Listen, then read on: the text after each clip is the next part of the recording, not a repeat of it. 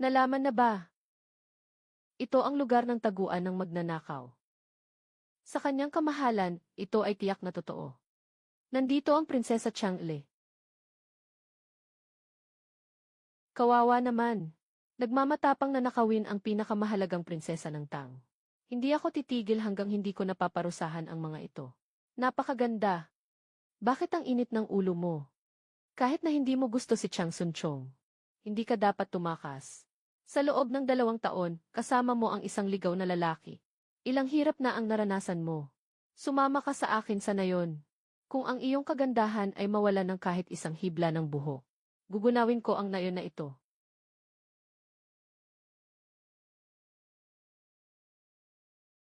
Ayos na ang lahat. Hehe, mga bata. Tatay, ito ay pinagsamang top-notch na Micromatter.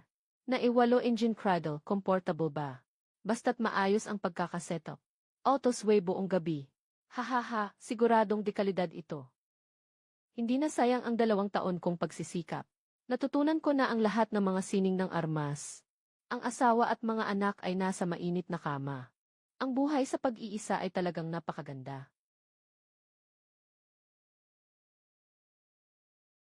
Halos 2 taon na akong nakatakas mula sa Chang'an.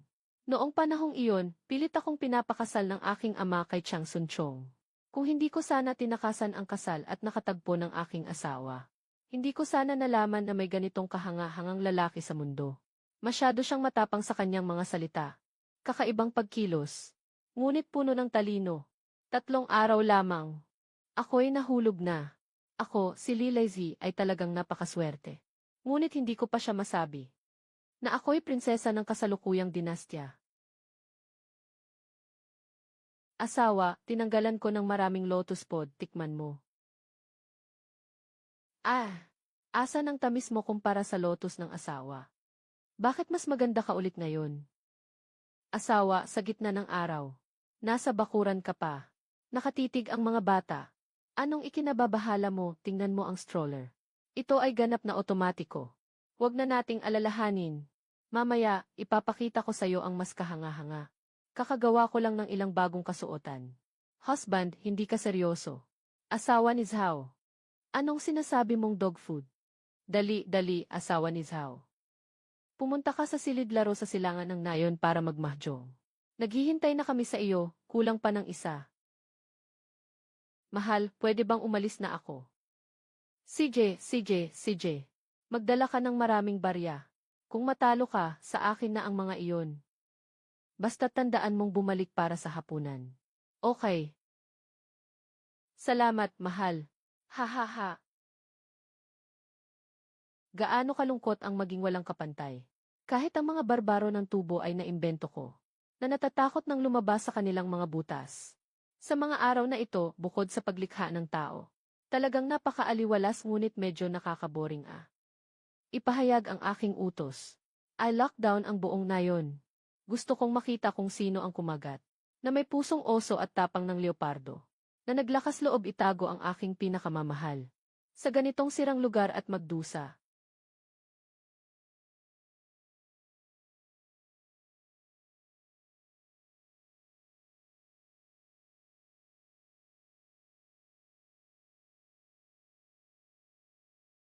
Napakalaking tapang.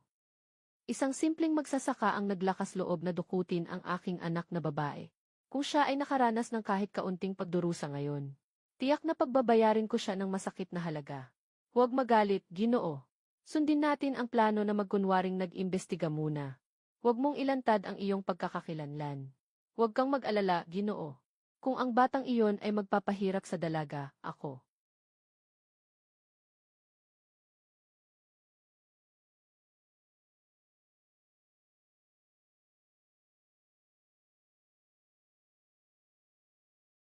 Ay, ang tatlong ito ay bagong mukha. Mga dayuhang negosyante. Humihingi ng tubig. Ako ang dakilang hari ng Tang. Pero itong karaniwang, walang karangalan na taga-probinsya, ay karapat-dapat bang maging asawa ko?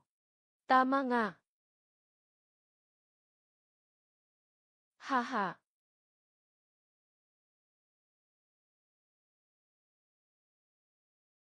Ito. Ito ang anak mo. Isang pagbubuntis, 3 anak. Ah. Triangle. Ako'y magiging lolo na ngayon. Ha ha ha. Ganun pala. Congratulations, young master. Bumabati, young master. Ha ha ha, ayos lang iyon. Tingnan nyo, mukhang pagod na pagod kayo. Pumasok kayo, pakakainin ko kayo ng hotpot.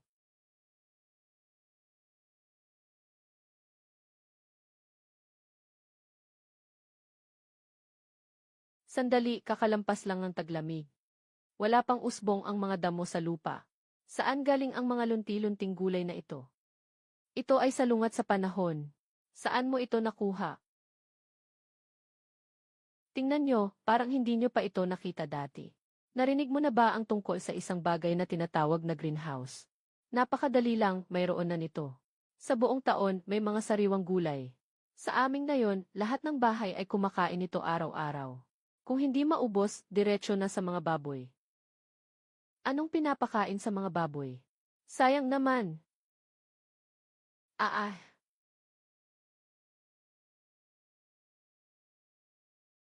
Ang taong ito ay may kakayahang baliktarin ang kapalaran. Hindi isang ordinaryong babae sa nayon. Kung magagamit ko siya, maaaring umunlad ang dakilang tang. Kailangan ko munang patatagin siya. Alamin ang kanyang tunay na pagkatao. Alaynan, hindi ko maitatanggi, binata. Kami ay mga negosyante ng bigas mula sa ibang lugar. Sana ay makapasok kami sa nayon para tingnan kung may natirang bigas na pwedeng kolektahin. Ah, kayo pala ang mga kumukolekta ng bigas. Ay naku, ay naku. Saktong-sakto ang pagdating ninyo. Saktong-sakto. Ah, bakit? Kailangan nyo bang kolektahin ang bigas? Napakabuti. Ay, hindi pa naubos ang lumang bigas. Dumating na ang bagong bigas. Nakaimbak lahat ng bigas sa bodega. Mabilis na itong magbubulok at masisira. Nagmamagandang loob ka ba? Akala mo ba makakakain ang mga tao ngayon? Sapat na ang makakain ng isang beses, magpasalamat na tayo. Ang bigas sa nayon na ito ay nasisira sa bodega. Maliit na Ginoo. Huwag kang magbiro tungkol dito. Ilang suplay ng pagkain ang mayroon sa inyong nayon? Wala akong tiyak na bilang. Basta't sigurado akong mayroong 1,000,000 libra, di ba? Ah!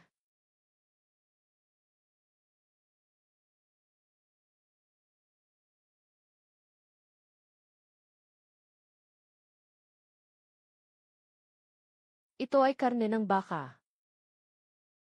Ito ay karne ng baka. Deve, sobrang dami ng mga karaniwang baka sa aming baryo. Minsan, okay lang kumain ng ilan.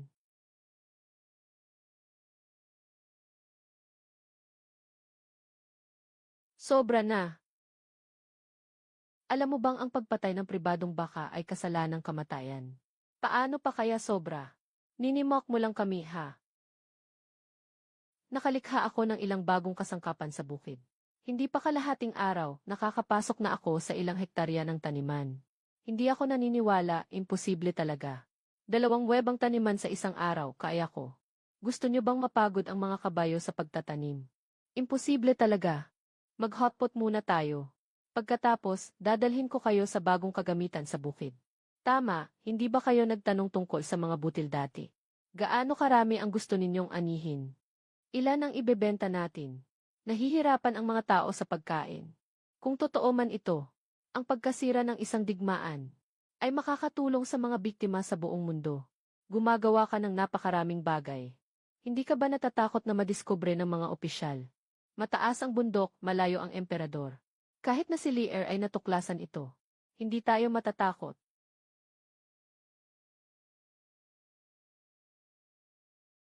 Lear.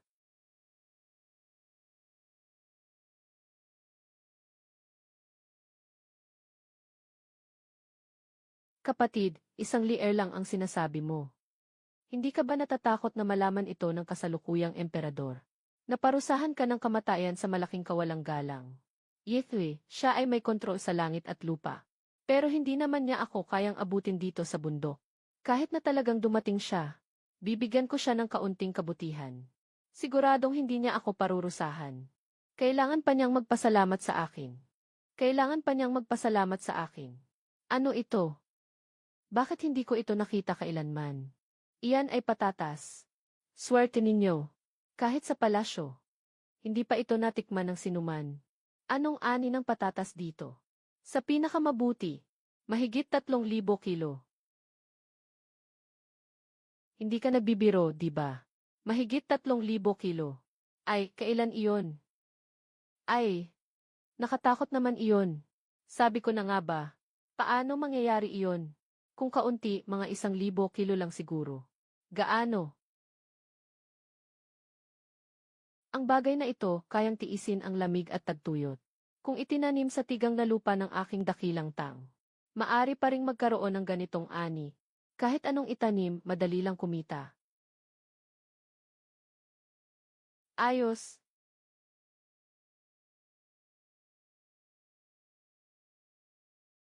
Bakit ang bango ng karne ng baboy na ito? Walang kahit anong amoy na masangsang. Napakadali, kailangan lang i-castrate ang mga bee. Sa aming na yon, ang isang baboy ay halos umaabot sa 200 pounds. 200 libra. Kumain na tayo ng sapat, di ba? Tara, dadalhin ko kayo para makita ang mga bagong kagamitan sa pagsasaka. At ang 100 ektaryang patatas. Yung 1,000,000 libra ng bigas na pinag-usapan natin kanina. Nakasalalay lahat ito sa mga kayamanang ito. Wow!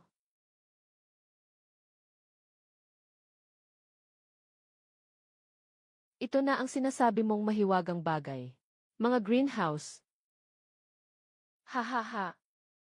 Akala ko ay isang magandang palasyo na gawa sa ginto at pila.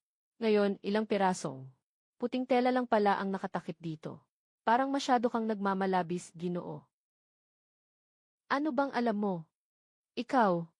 Ayos na, alam niyo naman na hindi niyo ito maintindihan. Sumama kayo sa akin. Ako, ha?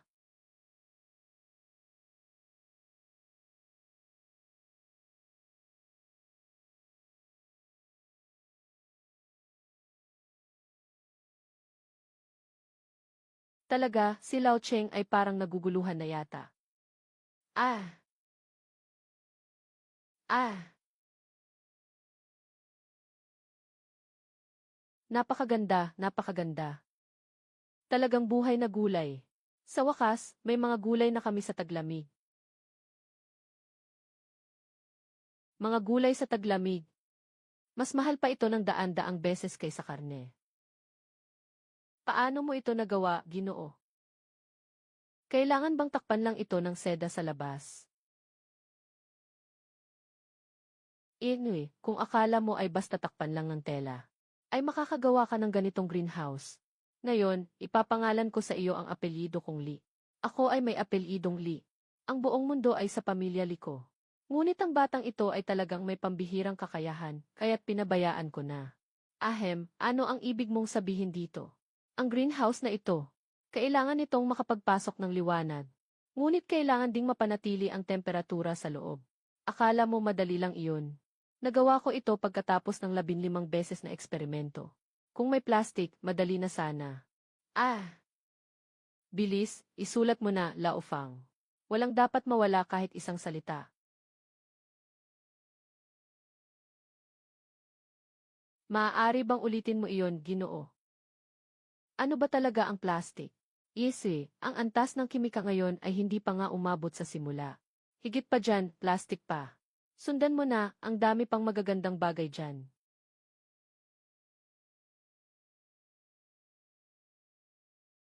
Ah, Ginoo. Ano ito? Ito ay pipino. Sa tag-init, pampalamig at pampagaling sa init. Matamis at malutong.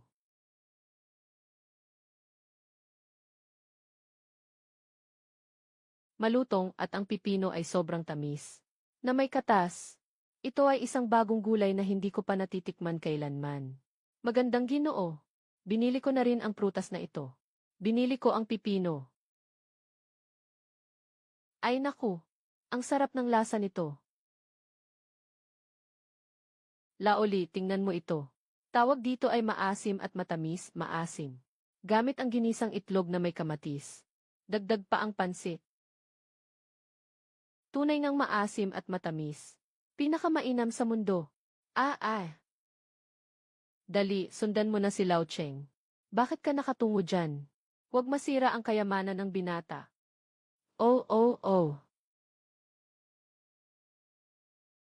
Ito ang tinatawag na pinakamainam sa mundo. Ang pipino at kamatis ay para lamang pagandahin ang hapagkainan. Ang tunay na pinakamainam ay ang bagay na nakabaon sa lupa.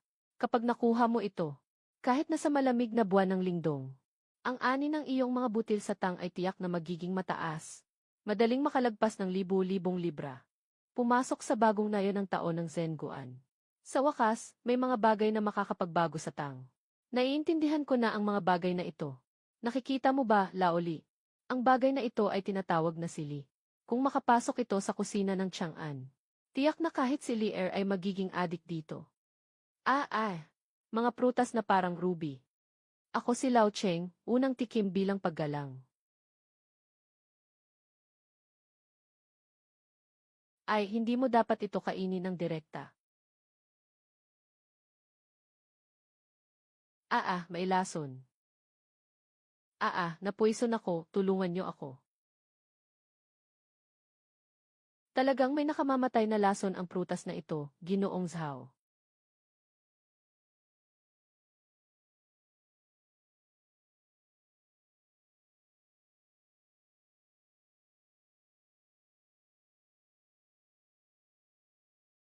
Ay nako, Ginoong Zhao. Saan ka galing mula sa kung anong liblib na lugar? Sino itong mga bisita na parang mga probinsyano? Hindi pa marunong kumain ng maanghang. Tingnan mo, napaso ang itim na kapatid. Ako ang emperador ng dakilang tang, ang bisita ng langit. Mga bisita mula sa liblib na lugar. Ate, magpatuloy ka sa iyong ginagawa. Sila ay mga mangangalakal ng bigas mula sa ibang lugar. Hindi pa nakakita ng mundo. Kumusta, Laoli? Ano na mga gulay ang mayroon sa aking greenhouse? Anong gusto mo? Ginoong Zhao. Kung ang mga tao sa tang ay makakakain ng ganitong sariwang gulay sa taglamig. Gusto ko lahat, pwede ba? Malaki ang ganang kumain nila uli. Huwag matakot na magtiis. Ang kasanayan ni Ginoo Zhao sa pagtatanim sa greenhouse sa taglamig ay may kinalaman sa buong mundo. Hindi namin alam kung maaari kaming maturuan. Ginoo Zhao, alam ko na ang ganitong uri ng kasanayan sa pagsakay ay parang yaman. Siguradong lihim ito na hindi ipapasa, huwag kang mag-alala. Basta't handa kang turuan. Ako ay magpapasalamat ng labis. Hoy! Ito ay isang pambihirang espada na kayang durugin ang bakal. Sa totoo lang, ito ay regalo mula sa kasalukuyang hari. Papapalit dito, ano ang palagay mo sa iyong kakayahang lumipad tulad ng agila? Ginoo, sa palagay mo ba'y masyadong mamahalin ang bagay na ito upang tanggapin?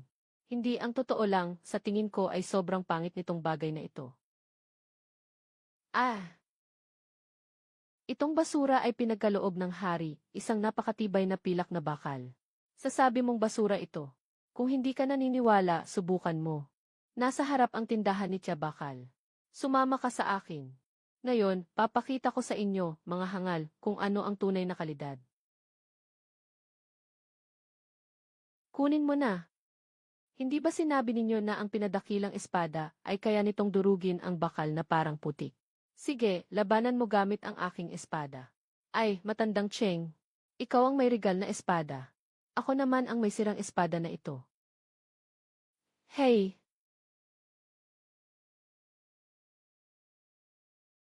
Ako ngayon ay sadyang swerte, parang 7 ulit na kamalasan. Una, nalason ako ng sili hanggang halos mamatay. Ngayon, nasira pa ang regal na espada. Bumalik ka, wag mo akong pakialaman, mahal na hari. Imposible na ang royal na espada ay masira ng isang espada ng panday sa nayon. Ang espada na iyon ay nabasag. Yung ibinigay na espada sa iyo ay medyo maayos pa. Ngunit nagawa nitong basagin ang espada ko. May maliit na butas na kasing laki ng butil ng bigas. Pasensya na, Ginoong Zhao. Itong espada, tinamad akong ipagpatuloy ang daan ng pagbuo. Siguraduhing walang bakas man lang. Ngayon naiintindihan ko na kung bakit sinabi ni Tia kanina na hindi mo pa nakikita ang tunay na mundo, parang isang probinsyano. Ang ganitong paraang ng paggawa ng shopkeeper ay isang lihim na pamanang recipe. Lahat ng ito ay itinuro sa akin ni Ginoong Zhao.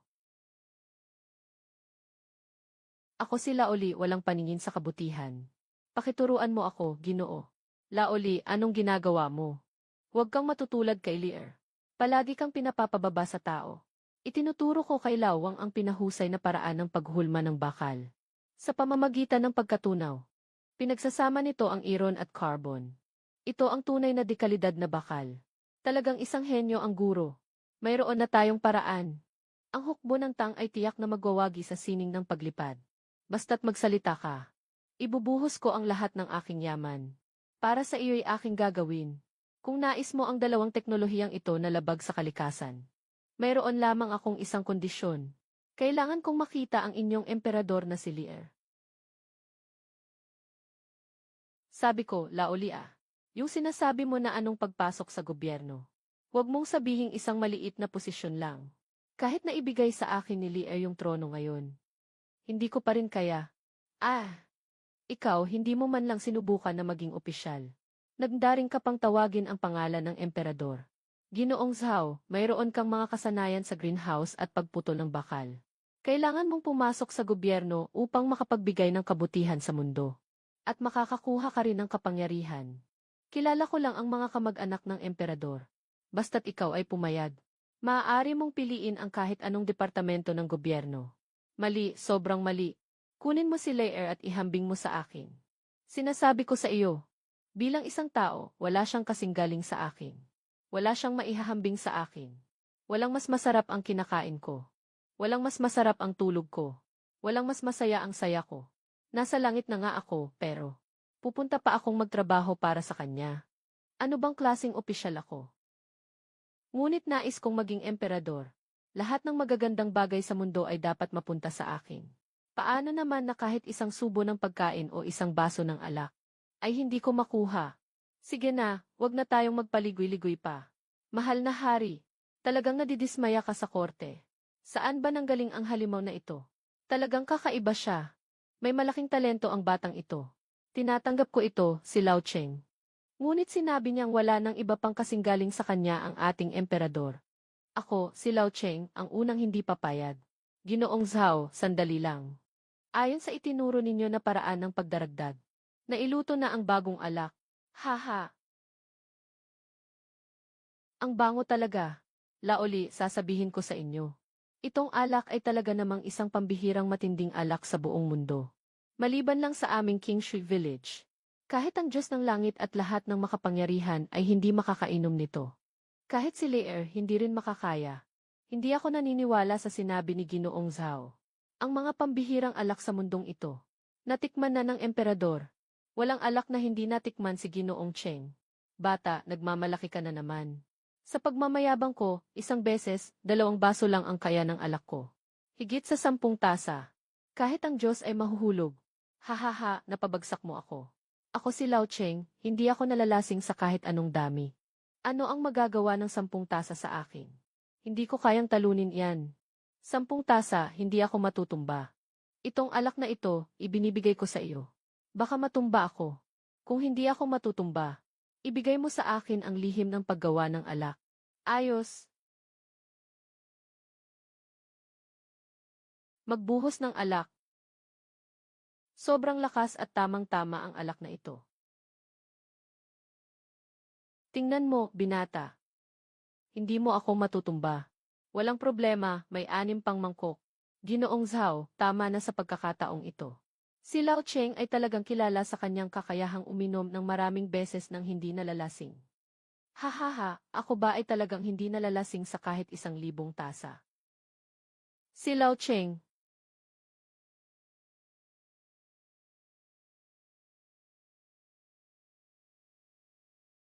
Ginoong Zhao, ang alak mo. Sili, talagang mas mahusay siya kaysa dati. Ginoong Zhao, pwede bang malaman ang lihim ng alak mo? Laoli, huwag masyadong maging sakim sa buhay. Magdadagdag ako ng pera. Narinig ni Ginoong Zhao na may mga at paaralan sa nayon. Mayroon pang mga bagay na hindi natin nakita. Tara na, maglakad tayo. Dadalin ko kayo para makakita ng iba. Mag-ehersisyo, madalas na mag-ehersisyo. Panatilihing malusog ang katawan. Huwag maliitin ang mga bagay na ito, Laoli. Ang mga matatanda sa nayon ay araw-araw na nag-ehersisyo. Walang pananakit sa likod o binti. Maabot ang 80 taong gulang. Yeswe, mas mabuti pa ito kaysa kay Lear na araw-araw ay kumakain ng mga espesyal na pagkain. Kumukuha ng mga gamot mula sa Royal Kitchen. Ang makabuhay ng matagal ang tunay na Diyos, naiintindihan mo ba? Ha ha ha.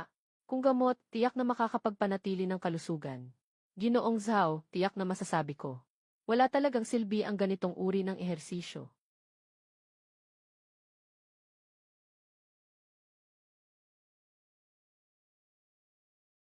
Tama si Ginoong Zhao, talagang kakaiba ang alak na iyon. Naiinip ako, sila uli. Ngunit sa paraan ng pagpapalakas ng katawan. Hindi ako sang-ayon. Tingnan mo ang taong nakasabit sa kahoy na iyon. At yung nakadapa sa lupa na parang pagong. Ano ng klaseng ehersisyo ito? Mas mabuti pang ituro ko sa kanila ang isang set ng martial arts ng militar. Iyan ang talagang kapaki-pakinabang. Martial arts ng militar. Oldly, ikaw na nag-aalaga ng mga butil. Masyado kang mayabang. Old son, old Liu. Halika na, mag-serve na tayo.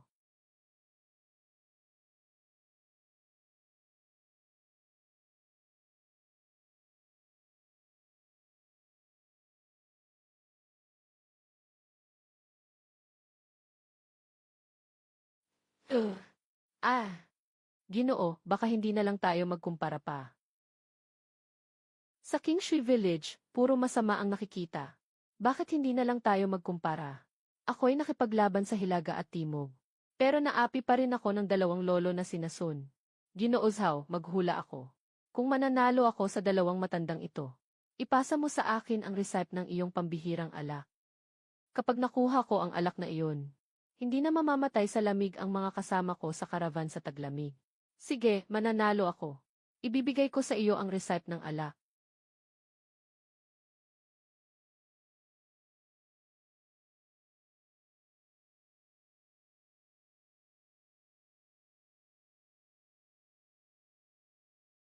Ikalabing-anim na. Ah, ah.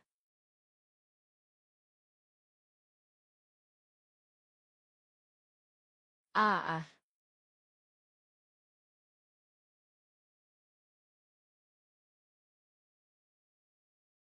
Ano ba talaga itong mahika na ito? Napakadali ng ganitong galaw. Pero bakit ang hirap? Dahil ito ay isang matinding pagsasanay sa pagpapalakas ng kalamnan. Sinasabi ko ng tapat. Ito ay isang pinaikling bersyon lang ng mas malakas na training para sa katawan sa ibaba. Pwede mong gamitin ang full version sa militar. Gumawa ng espesyal na sundalo.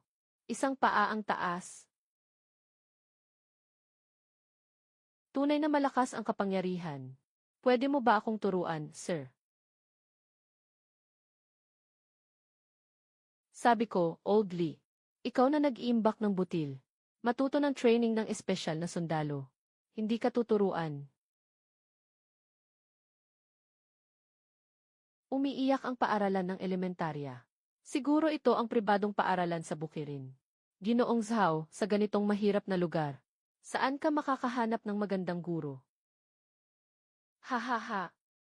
Hindi ka kontento, ha? Sige, Tiyuhin at New, lumapit kayo dito. May itatanong ako sa inyo. May 15 na tao na nagdadala ng bigas sa bodega.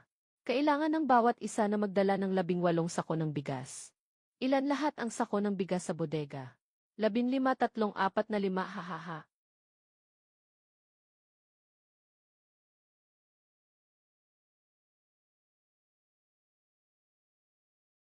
Makinig sa tanong. Isang puok ng magsasaka ay nag-aani ng 9 na sako ng bigas sa 1 ektarya. Ilan lahat ang sako sa 30 ektarya?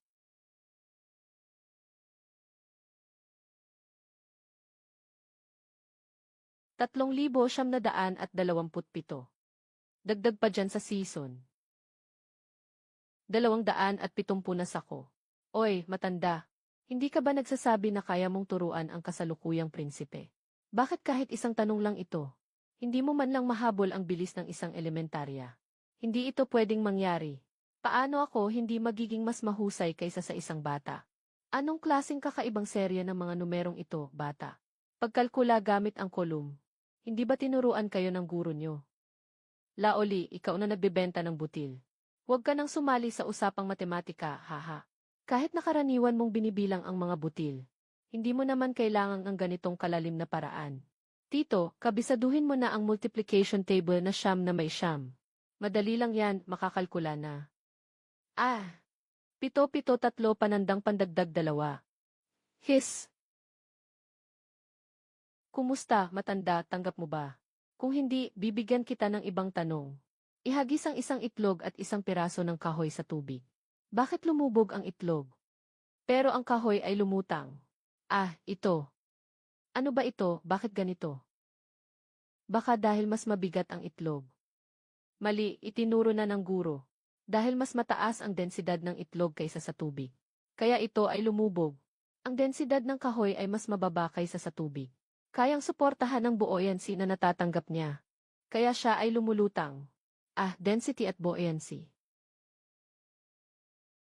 Bakit makalangoy ang isda sa tubig? Pero hindi makalipat sa tubig ang tao. Dahil may hasang ang isda. May bubble sa katawan nila. Kaya nakakahinga sila sa tubig. Walang hasang ang tao. Ang galing talaga niya. Nakatanggap na ba si Lolo? Ginoozhaw, ito ang mga gastusin ng aming paaralan noong nakaraang taon. Pakitsek. 210 pakitsek 16 na. Ah! 3.5015 3.50302020 25025 625 75520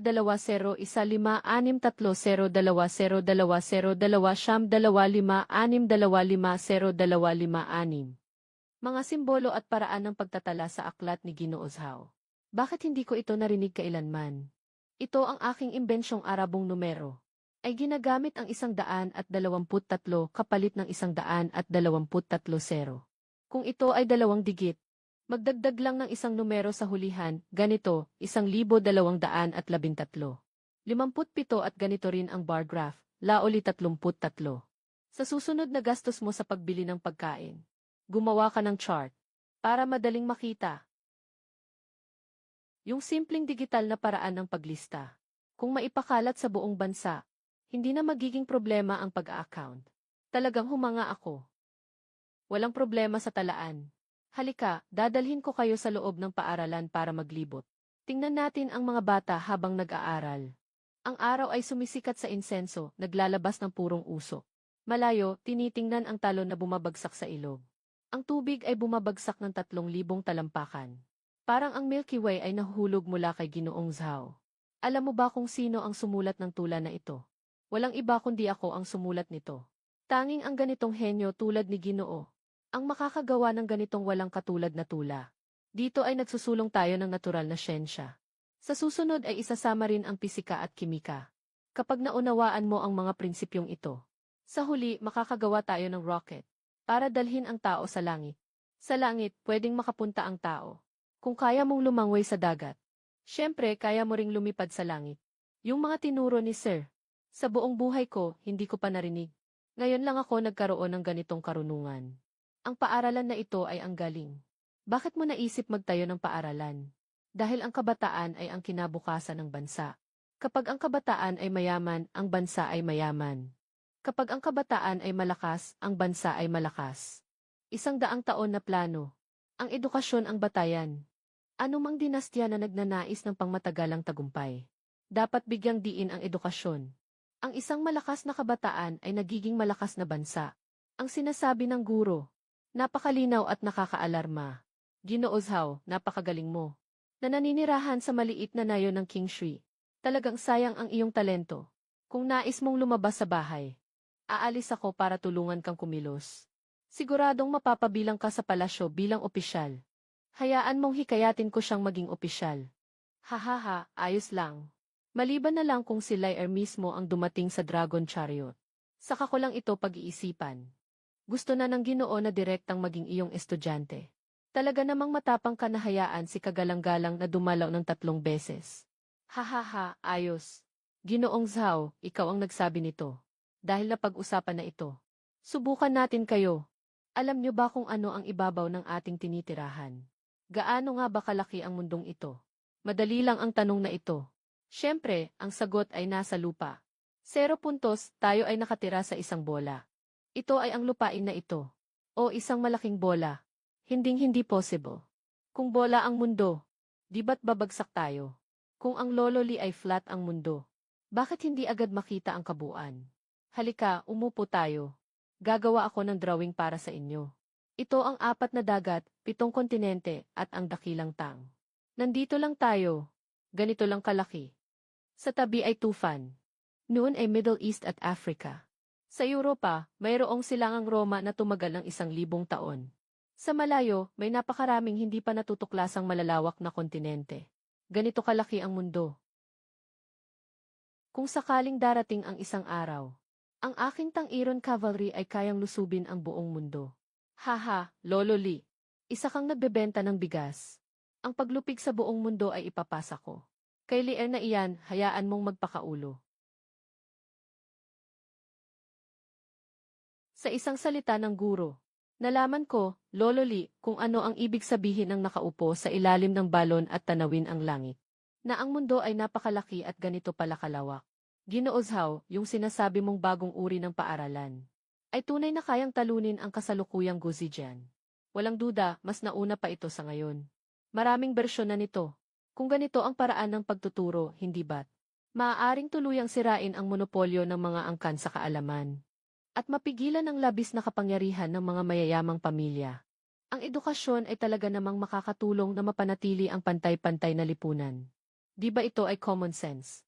Sa pagpasok sa Tang Dynasty, ang mga talento ay pangunahing nasa kamay ng mga angkan tulad ng Wukizu at iba pang mga pamilya at angkan. Kaya't mag-ayos tayo ng Imperial Examination. 1 beses sa 1 taon. Hindi na kailangang magmula sa angkan. At sa huli, may palasyo ring pagsusulit. Ano ang palasyo pagsusulit? Iyan ay para kay Lier sa Chang'an, na siya mismo ang magiging tagapanayam. Pipili siya ng mga estudyanteng makakapasok sa korte. Bilang karagdagan sa pagsusulit sa literatura. Gagawa rin ng pagsusulit sa martial arts. Partikular na pipiliin ang mga mula sa mahihirap na pamilya. Kailangan ang parehong kaalaman at lakas. Ano ang halaga ng mga aristokrata? Nakakatuwang tawagin ako ng Ginoo sa aking pangalan. Ngunit ang tawag na Lier Xiaozi ay talagang nakakainis. Wala ba akong dignidad? Ginoo, napakatalino mo. Ang paraan ng pagsusulit sa palasyo ay talagang kahanga-hanga. Mayroon bang iba pang mga detalye at regulasyon tungkol sa mga pagsusulit? Sabi ko, si Laoli. Ikaw na isang mangangalakal ng butil. Bakit ka araw-araw na nag-aalala at kumakain ng pipino? Hayaan mo na si Lier ang mag-alala tungkol sa mga mahahalagang bagay ng bansa. Gusto mong mag-alsa ba? Wala naman, wala. Ako si Laoli ay isang mabuting mamamayan. Kung hindi ka mag-aalsa, huwag nang magtanong-tanong. At saka, sinabi ko lang ang tungkol sa pagsusulit sa Keju. Kaya lang sa mga pamilyang mayaman, hindi pa rin ito kasing taas ng pagsusulit. Ano ang pagsusulit?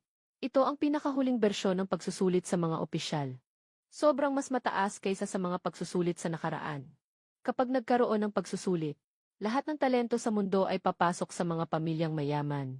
Ginoong Zhao, ano ba talaga ang hitsura ng pagsusulit na sinasabi ninyo? Talagang mas mahusay pa kaysa sa pagsusulit sa mga opisyal. Sinasabing ang pagsusulit sa kolehiyo ay isang pambansang pagsusulit. Batay sa mga marka sa pagpasok. Walang pinipiling mayaman o mahirap. Lahat ay nakabatay sa kakayahan. At nahahati ito sa mga asignaturang pangsyensya at pangsining. Hindi lang ito nagtuturo ng mga tula at awit. Nagtuturo rin ito ng aritmetika, mga bagay-bagay, pagsasaka, at engineering. Naghuhubog tayo ng mga talentong kayang magtrabaho. Hindi lamang mga mapagpanggap na iskolar. Ang bagay na ito ay talagang nag-ugat sa mga ninuno ng mga mayayamang pamilya. Hindi alintana ang estado. Napakagaling. Madaling wasakin ang mga mayayamang pamilya. Kultura, kapangyarihan, lupa. Ang kultura ay nakasalalay sa pagsusulit sa kolehiyo. Mayroon akong isang paraan para sa kapangyarihan, ang paghalo ng buhangin. Maaari nitong perpektong hatiin ang lokal na kapangyarihan. Kapalitan. Malapit ng maayos. Ano ang kapalitan? Ang mga bagay na ito. Una, linawin ang tungkol sa imprenta. Ang edukasyon ay lumaganap. Nakapagtayo na ng pundasyon. Ang susunod ay magiging madali na. Ginoong Zhao, yung inutusan ninyo kaming gawin. Yung movable type printing ay nagawa na. O, tara tingnan natin. Ginoo, hindi maganda ang gawang ito ng panday. Bakit lahat ng nakaukit dito ay baligtad? Ah, ganun pala. Salamin na baligtad. Kapag naimprenta sa papel, ito ay tamang letra.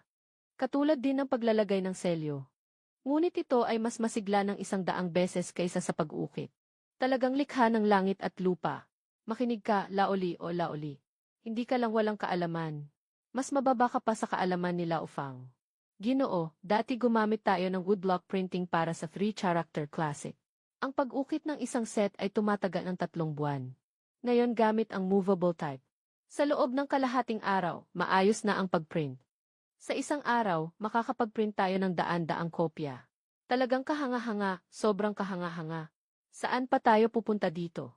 Hindi pa tayo umabot ng 6 na buwan. Lahat ng tao sa buong mundo. Sa ilalim ng mga magagarang panlabas ng 7 pamilya. Nakatago ang napakaraming maruming bagay. Paglabas ni Ginoong Zhao nitong bagay. Ang monopolyo ng mga angkan sa mga aklat ay tiyak na mabubuwag. Siyempre, kung hindi lang para sa pagpiprint ng Journey to the West, hindi na sana ako nagsasayang ng oras para gawin ito. Ginoo, ito na naman ang inyong imbensyon. Walang duda, bukod sa akin, sino pa? Hindi ba't si Liar na sa Chang'an? Na alam lang ay makipaglaban. Ginoo, maaari bang ibenta sa akin ang teknolohiya ng movable type printing? Sa pagkakaroon ng mga dokumento ng gobyerno, mabilis na unlad ang lahat. Oldly, bakit ganyan kakaikli ang pananaw? Ano bang halaga ng mga dokumento ng gobyerno? Esprint mo muna ang isang kopya. Magsimula na tayo. Sa oras na iyon, ibebenta natin ang libro sa Chang'an. Kumita tayo ng maraming royalty. Ano ang Journey to the West? Tara, walang alam sila uli. Dadaling kita sa isang tavern para makita ang mundo. Mga ginoo at ginang. Mga tagapakinig, bilang pagpapatuloy sa nakaraang bahagi. Ngayon ay magpapatuloy tayo sa 10 kabanata. Ang pamagat ng kabanatang ito ay matandang Dragon King, nagkamali sa langit. Si Li Shimin, nakaligtas sa parusa sa ilalim ng lupa. Anong sinasabi mo, ako si Li Shimin? Nakaligtas sa parusa sa ilalim ng lupa. Ginoo, ito. Nakakatuwa kung malaman lang ni Li na. Isinama siya sa kwentong pantasya. At napunta sa impyerno. Siguradong magiging berde ang kanyang mukha, hahaha. Mga ginoo at ginang. Alam niyo ba kung bakit pumasok ang emperador ng Tang na si Li Shimin sa ilalim ng lupa? Dahil ito sa pagbabago sa Xuanwu Gate. Pagsasakatawan sa kanyang kapatid at pagpipilit sa kanyang ama. Nakapag-ipon siya ng napakalaking utang sa dugo. Kaya siya dinala ni Haring Yama sa ilalim ng lupa para harapin ang katotohanan. Ang pagbagsak sa Gate of Xuanwu ay isang napakataas na lihim ng kaharian. Paano niya nalalaman ang mga detalye? Sino ba talaga siya? Sinasabing si Wei Zheng ay nagdamgo na may hawak na espada at saksakin. At ang ulo ng matandang dragon sa Jing River ay diretsong nahulog sa gitna ng kalsada. Mahal na hari, nagtanong.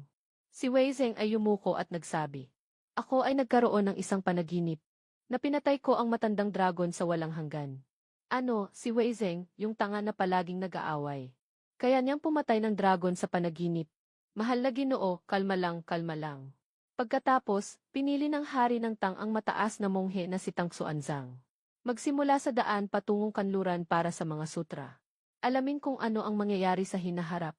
Pakinggan ang susunod na kwento. Bakit bigla na lang nawala? Naglakas loob kang huminto. Maniwala ka ba na ipapadala kita sa palasyo bilang? Huwag mag-alala, Ginoo. Lahat ng kwento ng Journey to the West ay itinuro sa akin ni Ginoong Zhao. Ginoong Xianxian. Ang ganitong alamat na pambihira. Kahit na si Tang Xuanzang na umalis noong 2 taon ng Zhenguan. Alam mo na. Ito ay lahat mula sa iyong isipan. Maliit na kasanayan. Hindi ba't isang kwentong pambata lang ito? Oldly, kung hindi mo ito narinig ng maayos. Bukas, gagawan kita ng isang water margin. Yung sa likod ng Journey to the West. Wala na, bukas maaga tayong aalis. Dadaling ko kayo para makakita ng iba.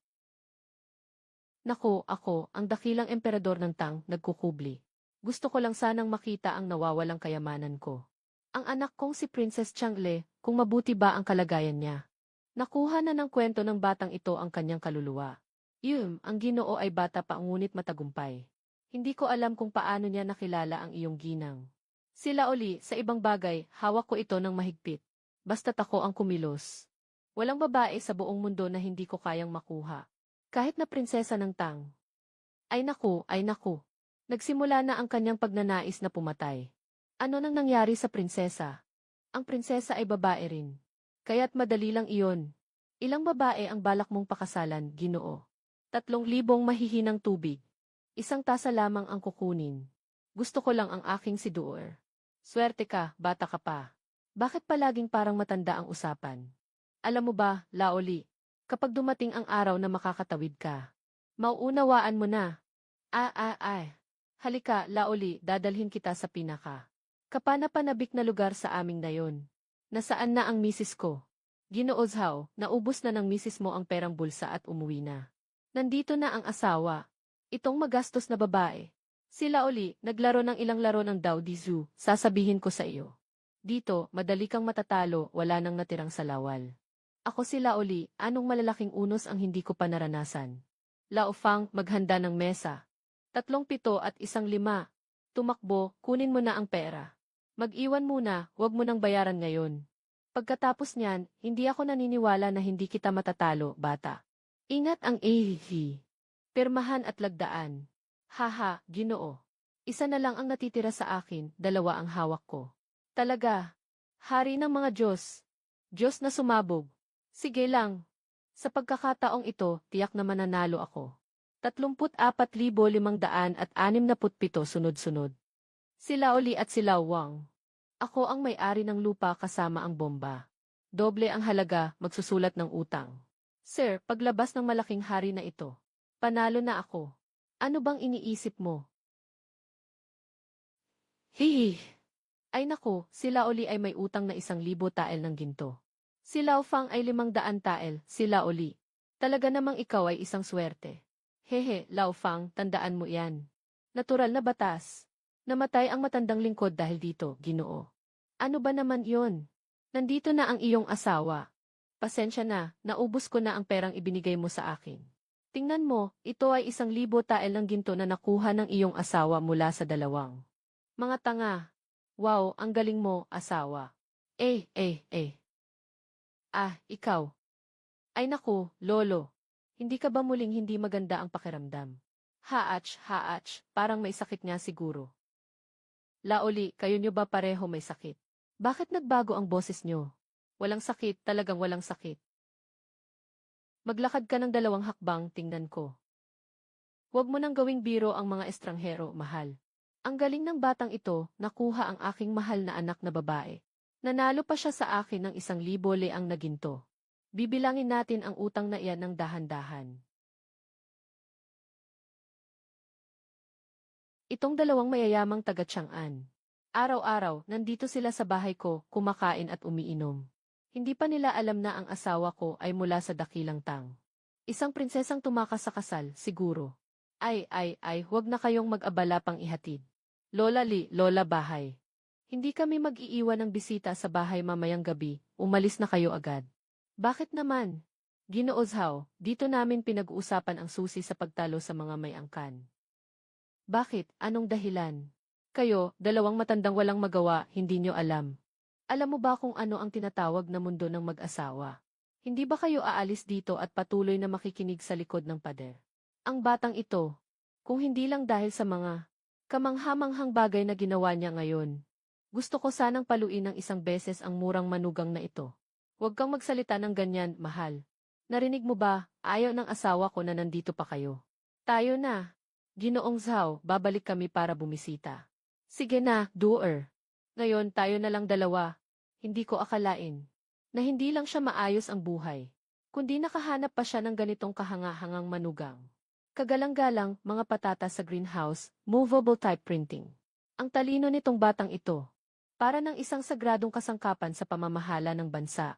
Kahit ako ngayon ay nagdududa na makuha ko ang kanyang buong puso at pagtuturo para maresolba ang mga suliranin ng mga angkan. Ang dakilang tang ay magtatag ng isang walang hanggang pundasyon. Mahal na hari, magpahinga kayo muna sa 10,000. Dito kami magpapahinga ng pera natin. Dahan-dahang siya sa kanyang sinasabi.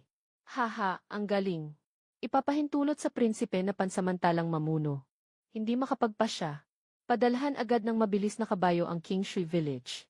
61 Ying Zhao Chen, ang batang ito, ay katulad ng dating nakatakdang. na magiging supling ng kasal ni Long Son Chong. Sa likod ni Long Son Chong ay nandyan ang tiyo ng estado, Long Son Wuji. Mahal na Ginoo, bakit mo tinatanong ito? Maliwanag na nais mong ipagsawalang bahala ang kasal ni Zhao. Sa iyong kagalang-galang, si Zhao ay isang henyo sa makabagong panahon. Kung ikukumpara kay Chang Sun Chong, parang alitap-tap kumpara sa maliwanag na buwan. Sige, kahit na makasakit kay Chang Sun Wuji, hindi ko papayagang madumihan ang perlas na ito. Si matandang Lina iyon. Tumingin sa parang tao, parang aso. Ngayon, pilit niya akong tinatanong kung paano haharapin ang mga malalaking angkan. Anong sabi ng asawa ko? Yethe, kailangan pa bang itanong? Sa pamamagitan ng sistema ng Imperial Examination at ng aking imbento na movable type printing. Nasira ang monopolyo sa kaalaman. Diretsong pinutol ang ugat ng mga angkang iyon. Mas madali lang yan. Huwag mo nang alalahanin sila, halika na, asawa. Tikman mo ang sinigang na karne na ginawa ng iyong asawa. Ay naku, sobrang sakit ng ulo ko, si Lao Cheng. Cheng Aiking, mukhang bumaba na ang iyong kakayahan sa pag-inom. Huwag kang magpatawa, mahal na hari, tungkol sa distilled na alak. Yung alak na ginawa ni Zhao ay talagang pampainit sa katawan. Baka itong batang ito ay hindi tao. Kahit na siya ay isang Diyos, hindi rin makakatakas ang aking manugang. Halika, maglaro tayo ng Dao Di Zu. Hindi ako naniniwala dito. Ang perang nawala ko sa batang si Zhao ngayon. Hindi ko ito mababawi. Mahal na hari, ako ay natalo na ng ilang daang tael kay Ginoong Zhao ngayon. Nakalugi na ako ng ilang daan. Huwag ka nang mag-aksaya ng salita, mamaya mananalo ka sa akin. Mahal na Ginoo, kahit na may 10 buhay ako, hindi ko pa rin kayang talunin kayo. Hahaha, ako'y may 67,800 at 70 na sunod-sunod. Nakalimutan kong sabihin, 2 na lang ang natitirang baraha ko. Ayaw ko. Isang pares ng yi, bayaran mo, bayaran mo. 100 tael bawat isa. Magsulat ka na ng utang. Kaya pala nagalit ka sa manugang mo. At tumakbo dito para putulin ang aming mga pananim. Ngayon, sinabi ng ministro ng Zhao sa akin, na may 7 kontinente sa mundong ito. Narito ang silangang imperyo ng Roma. Mayroon pang napakaraming lugar na hindi nasakop. Anong balak mo, mahal na hari? Sa napakalaking mundo, lahat ay para sa Tang. Ako'y nais na ang mga bakal na kabayo ng Tang ay sumakop sa buong mundo. Huwag mong sabihin ang Imperyong Romano sa silangan. Ako'y nais na masakop ang buong Europa. Ako'y handang maging unahan. Para sa hari, sisirain ko ang Europa. Sa tagumpay na ito, ang hari ay magtatagumpay. Kailangan muna nating tawagin si Zhao upang lumabas sa laban. Bukas, ako mismo ang kumatok sa pinto. Gising na ang misis. Ang plano ng araw ay nasa umaga. Sa magandang oras na ito, tamang-tama para tayo ay mag-ehersisyo sa umaga. Mahal na asawang lalaki. Hindi masyadong maganda, di ba? Ninuno, ikaw talaga ang buhay na ninuno ng tatay ko. Ay, dahil sa iyo, kailangan kong palitan ang lampin sa gitna ng gabi. At sa umaga, kailangan ko pang magpainit ng gatas ng tupa. Mas nakakapagod pa itong pagiging tatay kaysa maging emperador ng Tang. Ah! Ginoong Zhao, buksan mo ang pinto.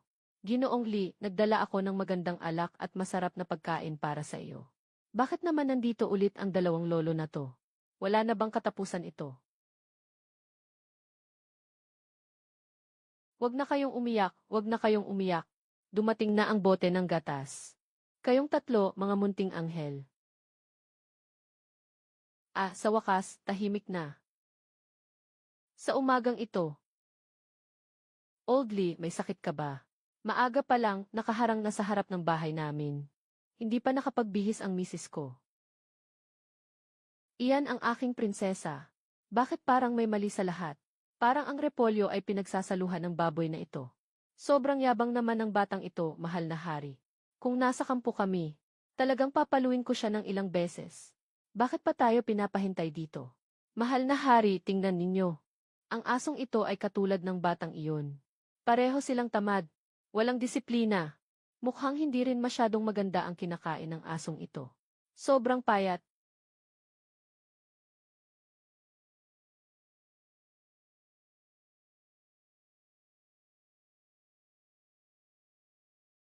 Ito ba ay isang gantimpala para sa atin?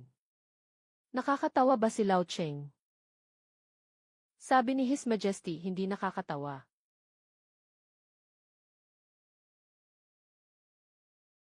Ay, tapos na, nabuhay ako ng kalahating buhay. Mas masahol pa sa isang aso ang buhay ko. Aha! Sabi ko sa inyo tatlo. Umaga pa lang ay nakaharang na sa pintuan ko. Hindi alam na nakikialam sa magandang panaginip ay parurusahan ng kidlat. Gusto ko pa sanang matulog ng mas matagal. Ginoo Zhao, sumisikat na ang araw, dapat ka nang bumangon. Ako ay may sakit na ayaw bumangon sa higaan. Bukod pa rito, gusto ko pang gawin ang morning exercise ko. Lahat kayo tatlo ang nakasagabal. Ginoo, ano ang tinatawag na morning exercise? Pero ito ay kasama ang mga turo ni Ginoo noon. Pareho lang ang paraan natin sa pag-ehersisyo. Tayong matatanda na, dapat mo nang alamin ito. Ang umaga at ehersisyo ay para lamang sa mga kabataan. Hindi mo na kayang tiisin ang ganito. Sige na, huwag ka nang tumayo sa pintuan.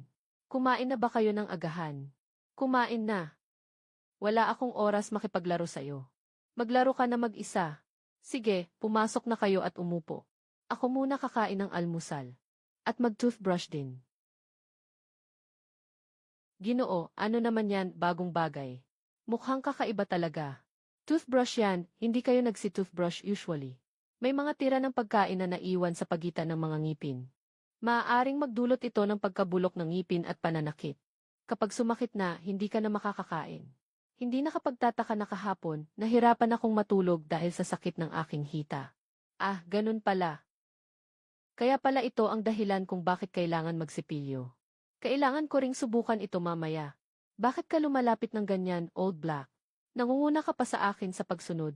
Ginoo, anong klaseng puting bagay na nakadikit sa toothbrush mo? Asin, ano pa ba? Ano? Asin. Ano? Anong ginagawa mo? Ang lakas ng boses mo. Parang mabibingi na ako sa iyo. Ginoo, pinong asin. Pinong asin nga. Ito ay di kalidad na pinong asin na walang kapait-pait o pagkasama ng lasa. Talagang walang kapait-pait na lasa. Kasing puti ng nyebe. Walang kahit anong dumi na makikita. Mahal na Ginoo. Mas mataas pa ang kalidad ng asin dito kaysa sa mga handog na asin sa palasyo ng emperador. Sinasabi ko sa inyo, tatlo kayo, baliw na baliw. Pwede bang tapusin ko muna ang pagsisipilyo? Puno pa ng alat ang bibig ko. Saan ba talaga galing ang asin na ito? Gawa ko ito. Sige, ibigay mo muna sa akin ang kahoy na kahon. Hindi pa ako tapos mag-toothbrush. Kung hindi, sayang na sayang ang mga mamahaling bagay na ito. Alam mo bang ang pinong asin na ito ay para sa mahahalagang tao? Hindi makakain ng isang beses ang mga ordinaryong tao sa buong buhay nila. Kahit sa palasyo, iilan lang ang nakakatikim. Sila lang ang hari at ilang reyna ang nakakauso nito. At ikaw, ginamit mo pa ang napakamahal na pinong asin na ito para maglinis. Lakad, ang sira mo talaga. May 3 malaking garapon kami ng asin sa bahay. Kung gusto mong kunin, pwedeng-pwede kang pumasok mamaya. Bakit mo ako inaagaw? 3 malaking garapon. Ay, kayo. Anong gagawin ninyo? Nakita na namin, nakita na. Araw-araw puro pinong asin. Walang kahit anong dumi, puro ito. Hindi lang ito 3 malaking banga. Isang banga lang na ito ay sapat na para sa buong Chang'an sa mahabang panahon. Ginoo, humihingi ako ng paumanhin sa aking hindi magandang asal kanina. Talagang ang inyong mga biro ay labis na nakakagulat. Nawala sa aming katinuan ang 3. Normal lang, normal lang.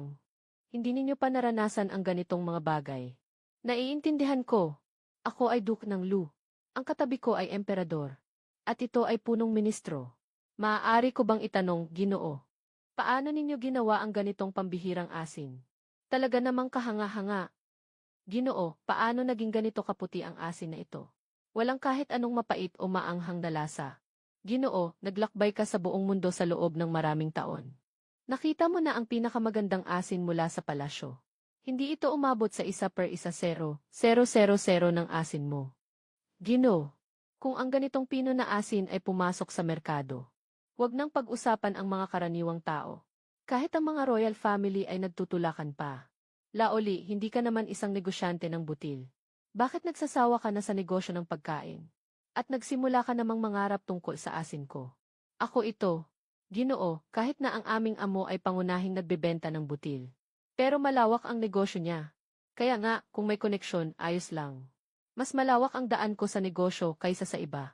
Ginoo, pwede mo ba akong ibenta ng paraan mo sa paggawa ng asin?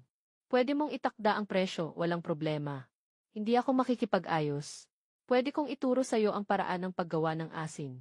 Ikaw ang magtatanim at magbebenta, may patent at hati sa kita, pangmatagalang bahagi. Kukunin ko ang bahagi sa kita, may patent at hati sa kita, pangmatagalang bahagi. Sa bawat kikitain natin, may bahagi ako, pangmatagalang bahagi. Gusto ko ng 40% na hati, patent na bahagi, permanenteng hati. Walang problema talaga. Ginoo, 40% lang yan, kulang na kulang. Bigyan kita ng 60%. Laoli, matino ka rin pala. Ang gusto ko lang ay may koneksyon sa royal family. Sa negosyo ng asin at bakal para sa militar. Kailangan mag-ayos sa iba't ibang opisina. Kailangan ng korte ng buwis. Sino ang hindi nangangailangan ng pera? Mayroong pinong asin. Hindi na kailangan kumain ng mga tao ng maasim na mailason. Direktang na doble ang lakas ng mga sundalo sa hangganan. Ang Ginoong ito ay tila isang Diyos na ipinadala sa atin. May paraan, pumirma ng kontrata sa itim na tinta. Naglagay ng daliri sa tinta. Ibibigay ko sa iyo nang hindi nagkakamali ang bawat salita. Kung walang problema, sundin mo lang ang sinabi ni Sir. Bukas ay may magdadala na ng napag-usapang kontrata. Siguradong masisiyahan si Sir. Naghanda na ang asawa mo ng almusal. Salamat sa pagtulong, Doro.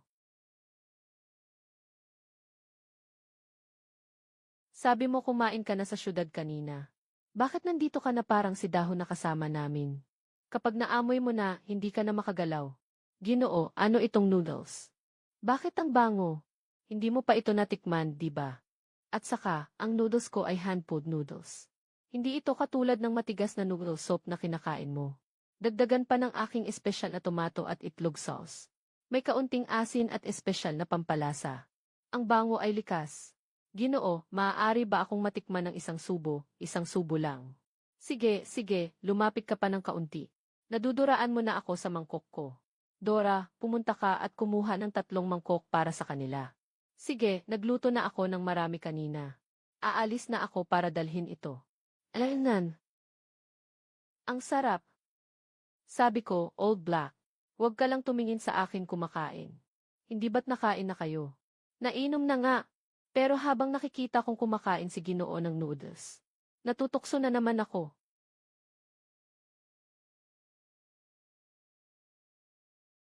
Ang sarap, sobrang sarap. Talagang parang muling isinilang ang demonyo. Sobra naman to, per. Sir, may natitirang itlog ka pa sa mangkok. Wala na ako dito. Baka pwede mong ibigay sa akin yung itlog na kinagat mo na. Kinagat ko na to. Sobra na to. Walang anuman, hindi ako mapili. Ayaw ko na. Pansit na pangkaraniwan. Kaya nilang gawin ng ganito kaperpekto. Nang makita ang batang ito, hindi pa siya nakatikim ng ganitong kasarap na pansit. Di nyo alam, no? Anong tawag nyo sa pansit nyo? Hindi naman talaga tawag na pansit yan. Gusto mong maging mas masarap ang masa. Dapat ay magdagdag ng asin at tubig sa tamang sukat. Paulit-ulit na masahin at batuhin. Sa huli, ulitin ang paghihila. Ganito ang paraan para maging matibay ang masa. Talaga ba, Black? Tapos mo na agad yan. Sir, pwede bang humingi ng isa pang bowl? Tama ka, talagang parang baka ka. Ang maliit na mangkok ng noodles ay may napakaraming detalye. Sabi nga, ang pamamahala sa isang malaking bansa ay parang pagluluto ng maliit na isda. Narinig mo na ba iyon? Narinig ko na. Galing iyon sa Dao de Jing nila Ozzy. Uy, may kaunti kang kaalaman, hindi masama. Sa totoo lang, kahit na nagluluto ng noodles o namamahala ng bansa, pareho lang ang prinsipyo. Kailangan talagang isaalang-alang ang paraan at pamamaraan. O, paano mo nasabi iyan, Ginoo? Ginoo, ipinadala na namin ang kontratang inyong inihanda. Pakiusap, tingnan ninyo ang kontratang ito. Kung mayroong hindi kayo nasisiyahan, maaari nating baguhin ito agad. Walang problema sa mga tuntunin. Kapag nailagdaan na, ituturing na itong nakatakda. Ginoo, kanina ay nagnegosyo kayo ng mga butil. At nakarating pa sa mga nayon ng Lingxiang. Nakita na ang mga tao ay naghihirap. Talagang hindi ko maintindihan kung paano. Maaaring umunlad ang bawat pamilya. Hindi ba't madali lang ito? Hayaan ang mga tao na kumita. Upang maging masagana ang kanilang buhay. Ang bansa ay magiging malakas. Isipin mo kapag may pera na ang mga tao. Doon lang magkakaroon ng kakayahang bumili. Bibili sila ng iba't ibang bagay. Mga pagkain, damit at gamit. Kapag marami na ang bumibili, mag-iisip ang mga negosyante ng paraan para makagawa ng mas marami at mas mahusay na produkto. Iba't ibang bagong teknolohiya. Siyempre, magkakaroon ng mga bagong kasangkapan sa pagsasaka na maimbento.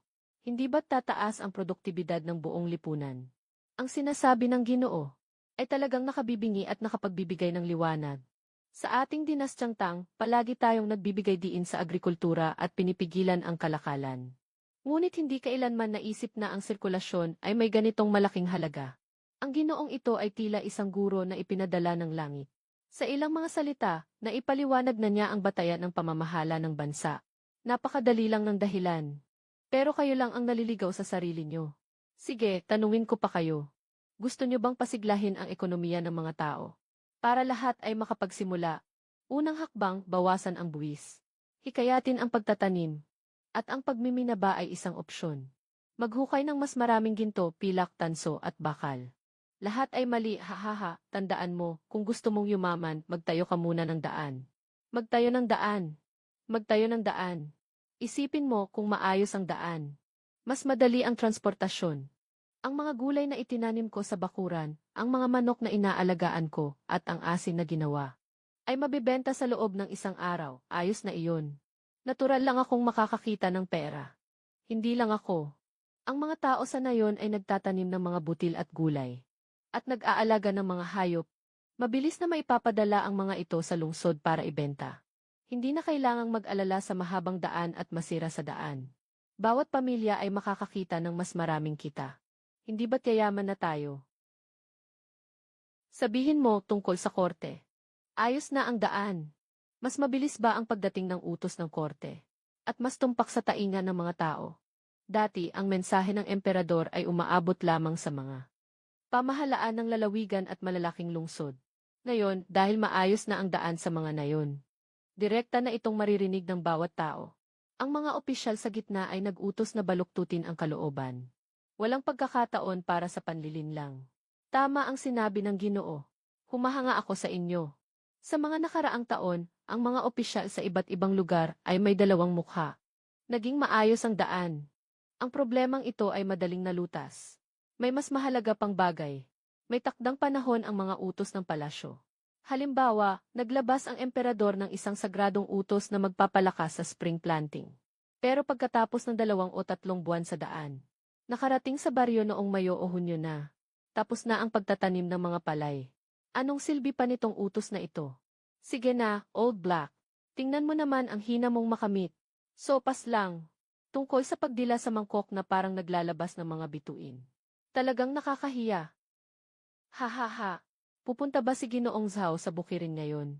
Pagsisimula na ng tagsibol, dapat nang magtanim ng palay. Tamang-tama, subukan ang itinuro mong hugis na kurba. Sige, pupunta na ako. Tingnan natin kung ano ang magiging epekto. Haha, hindi ko itinatago sa iyo. Ako ay nagnenegosyo ng butil. Pinakamahalaga sa akin ang mga binhi at paraan ng pagtatanim. Para mapalawak ang aking pananaw. Magtiwala ka, ang aming flow na may kurbadang balanse ay tiyak na magpapalawak ng iyong paningin. Aking anak na babae. Sayang naman, ang magandang repolyo ay napaglaruan ng baboy. Tara na sa bukirin. Ginoong Zhao, dumating ka na. Abala ang lahat. Tama nga. Napakaganda ng mga punla ngayong taon. Hintayin mo akong tapusin ang pag-aararo sa lupang ito. Naghahanda na tayong magtanim ng palay. Talagang mas maganda ang araro na itinuro ninyo, Ginoo. Kung hindi, paano kami makakapagtrabaho ng ganito kabilis? Sandali lang, Lao Zhao. Maaari bang malaman kung anong uri ng araro ito? Bakit ito ay ganap na naiba sa mga karaniwang nakikita namin? Mga tuwid na araro. Ang araro na ito ay may baluktot na pang-itaas. Maaari ring ayusin ang anggulo ng araro. Ito ay mas mahusay kaysa sa tuwid na araro ngayon. Sobrang galing nito kumpara sa kasalukuyan. Pwede bang huminto muna si Lao Zhao? Para makapagmasid tayo ng mabuti sa araro. Walang problema, kung gusto niyong tumingin lang kayo. Ito lahat ay itinuro sa atin ni Ginoong Zhao. Ang flow na ito ay hindi pangkaraniwan talaga. Siyempre naman, tinatawag namin itong kurong flow. Gamit ko itong plow. Isang baka lang. Makakatanim na siya ng 3 webang lupa sa isang umaga. Napakadali. Ay naku. Ay. Anong isang umaga sa 3 ektarya? Ang araro na ito ay talagang maganda gamitin. Napakadaling baguhin ang direksyon. Nakakatipid ng lakas. Kahit ang mga kababaihan ay kayang humawak ng araro at magtrabaho. Ano? Isang umaga sa 3 ektarya. Isa pa rin ang tao at isang baka. Kung lahat ng tang ay gumamit ng ganitong araro na 10 beses, hindi na kailanman magiging walang laman ang bodega ng mga butil ng tang. Kahit na may tagtuyot, wala nang takot na walang makain ang mga tao. Ang Zhaoqing na ito ay hindi isang karaniwang guro ng pagsasaka. Siya ay isang kayamanan na ibinigay ng langit para sa aking tang. Guro ng malaking talento. Sa pamamagitan lamang ng araro na ito, maaaring makinabang ang lahat. Ang tagumpay ay sa pag-aani. Humahanga ako. Ginoo, sobrang galing ng araro mo. Nai-inspire ako, Lao Cheng.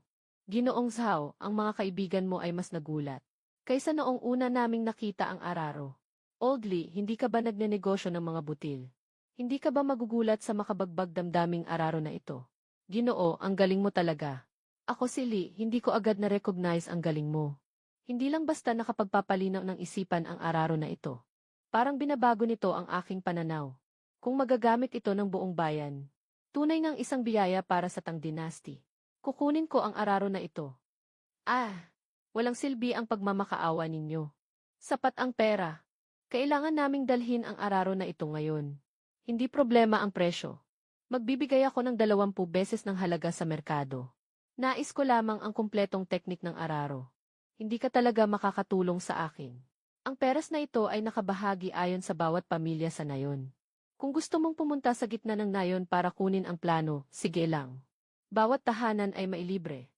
Anong sinasabi mo? Hindi lang iisa ang araro na ito. Nandito sa buong nayon. Siyempre, ang araling ito ay imbento ni Ginoong Zhao natin. Sa pamamagitan ng mga plano na binigay niya, lahat ng mga tinker sa buong baryo ay gumawa ng 100,000 piraso. Ngayon, bawat bahay sa baryo namin ay gumagamit nito. Lumipat tayo sa taon ng Zengkang 3. Tiyak na kahit saan ay parang mga firefly sa dilim. Sir, talagang ikaw ang nakaisip ng kurbong ito ng kahoy. Sinabi ko na sa inyo kahapon. Wala akong ibang kakayahan kundi ito. Gusto ko lang gumawa ng mga maliliit na imbensyon. Bakit kayo hindi pa rin natututo? Maliban ba sa akin? May iba pang nakakagawa nitong bagay. Talagang nadismaya ako sa inyo 3. Ginoo, ano ba talaga ang binago sa araro? Bakit ang galing? Ako si Lao Cheng, nag-aararo na halos kalahati ng buhay ko. Hindi pa ako nakakakita ng ganitong kalakas na araro. Napakadali, 2 pangunahing pagbabago. Una, pinalitan ang mahahabang tuwid na pang-ibabaw ng maikli at kurbadong pang-ibabaw. Mas madaling lumiko at umikot. Nakatipid pa ng kalahating lakas ng baka. Kahit isang baka lang, madali pa ring makakapag-araro. Pangatlo, nagdagdag ng pader ng araro. Ang lupa ay unti-unting nahukay at nadudurog, isang hakbang sa tamang direksyon. Nabawasan ang hadlang ng higit sa kalahati. Maaari pa ring magtanim ng maayos. Susubukan ko ito ng personal. CJ, Ginoo, napakahusay. Kung ang bagay na ito ay maipapalaganap sa buong Ikins, hindi na magkakaroon ng hirap ang mga tao sa pagsasaka at kakulangan ng mga hayop. Ano ang gusto ng Ginoo? Basta kayang gawin ni Lee. Walang ibang usapan. Old Lee, ang ganda ng estratehiya mo sa negosyo. Nagbebenta ka ng asin at bigas. Ngayon pati kagamitan pang agrikultura, gusto mo nang pasukin. Ha, tama. Basta't ito ay makabubuti sa bansa at sa mga tao. Gagawin ko ang lahat. Gusto mo bang ibigay ang plano ng araro, Ginoong Zhao? Sige, walang problema. Ibibigay ko sa iyo ang kumpletong plano mamaya. Hanapan mo na lang ng tao na gagawa nito. Walang bayad. Para na rin tayong nagkaibigan. Salamat po, Ginoo. Ako po, nagpapasalamat sa lahat ng tao sa mundo, Ginoo. Lolo, sabihin mo ang totoo. Talagang hindi isang Diyos na bumaba mula sa langit si Ginoong Zhao. Mula kahapon hanggang ngayon. Wala siyang hindi alam. Ngayon naiintindihan mo na kung bakit. Matagal nang hindi nagpapakilala ang hari, di ba? Ang Ginoong Zhao ay napakalalim. Prinsipe ng bayan. Parang estudyante si His Majesty. Narito na. Sa ilalim ng langit at lupa. Mukhang mas mauuna pang makuha ng Ginoong ito. Ang puso ni His Majesty kaysa sa prinsesa. Ginoo. Nandito na naman ang Ginoo. Ha ha ha. Ano yan? Ah. Itong bagay na ito ay kayang magtanim mag-isa. Ginagamit ito para sa pag-araro at pagtatanim. Paano ang kahusayan nito sa pagtatanim? 1 ektarya sa isang araw, hindi problema. Itong tatlong kagamitan sa pagbubukas ng kanal. Pagbubukas ng kanal, pagtatanim, pagbabalot ng lupa, at pagpindot, isang hakbang lang.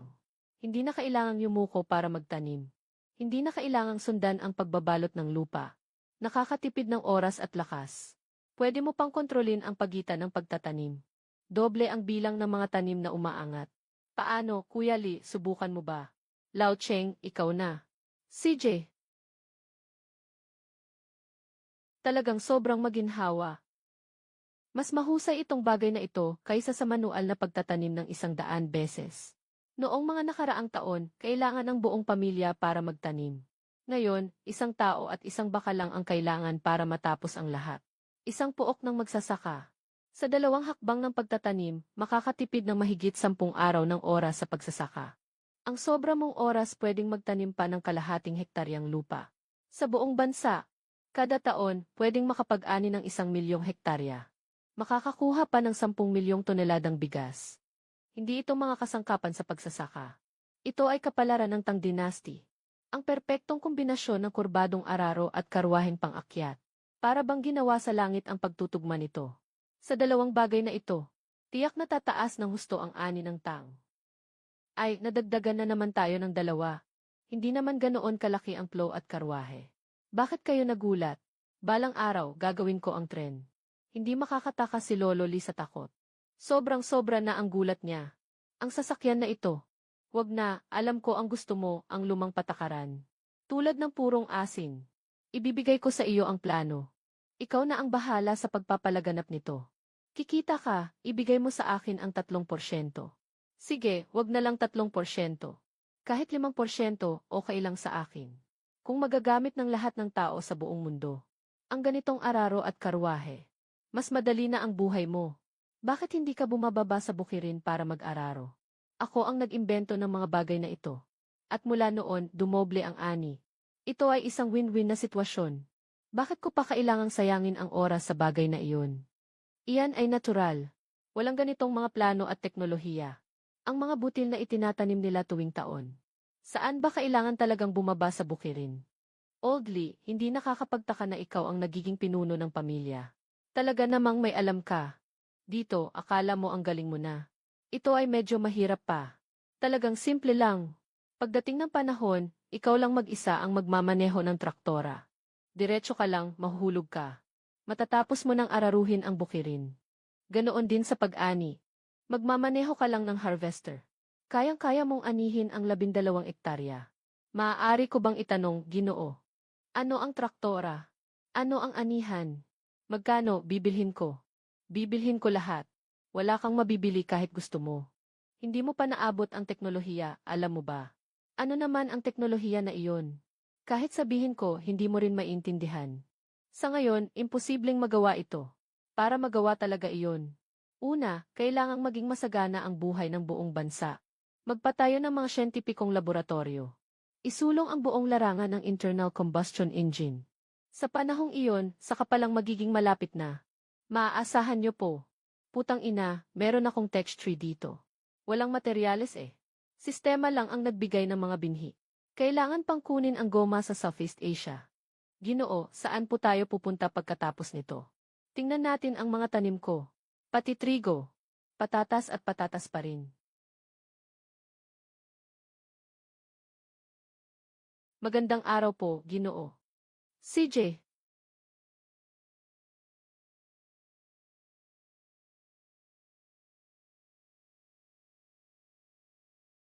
Kung ang lahat ng tao sa buong mundo ay makakaranas ng ganitong buhay, masaya na sana.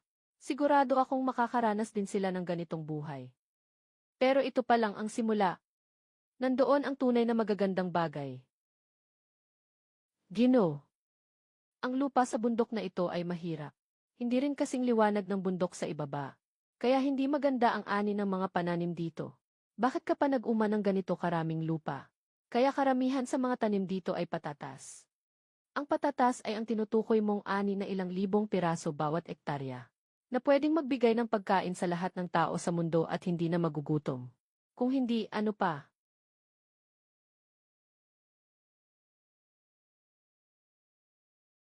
Ah, ang isang ito ay kayang magbigay ng ganito karami. Tunay na maswerteng tanda, ah. Dumating ang maswerteng tanda mula sa langit sa dakilang tang.